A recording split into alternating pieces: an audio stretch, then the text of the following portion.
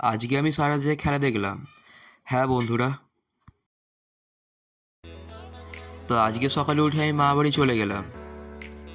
তারপর মা বাড়ি থেকে বাড়ি এসে একেবারে স্নান সেরে লাঞ্চটা করে নিলাম। লাঞ্চ করার পর একটু রেস্ট নিয়ে নিলাম। দেন বিকেলবেলা ফটাফট রেডি হয়ে মাঠে চলে গেলাম খেলার জন্য।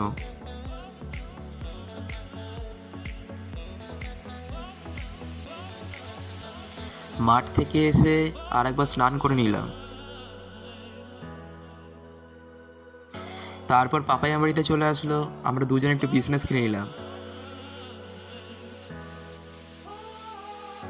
বিজনেস খেলার পরে একেবারে ডিনার করে অপেক্ষা করছিলাম স্পেন আর ইংল্যান্ডের খেলাটা শুরু হওয়ার জন্য। কিছুক্ষণ অপেক্ষা করার পর খেলাটা স্টার্ট হয়ে যায়, আর ফাইনালি স্পেন চ্যাম্পিয়ন হয়ে যায় ইউরো 2024-এ। তারপর রাতে কিছু ঘন্টা ঘুমানোর পর সকাল 6টার সময় উঠে পড়ি।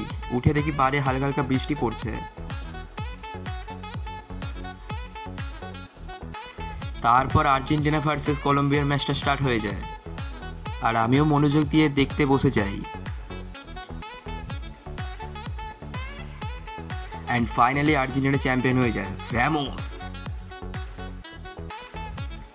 তোমরা এরকম মিনি ব্লগস দেখার জন্য চ্যানেলটা সাবস্ক্রাইব করে নাও। টাটা।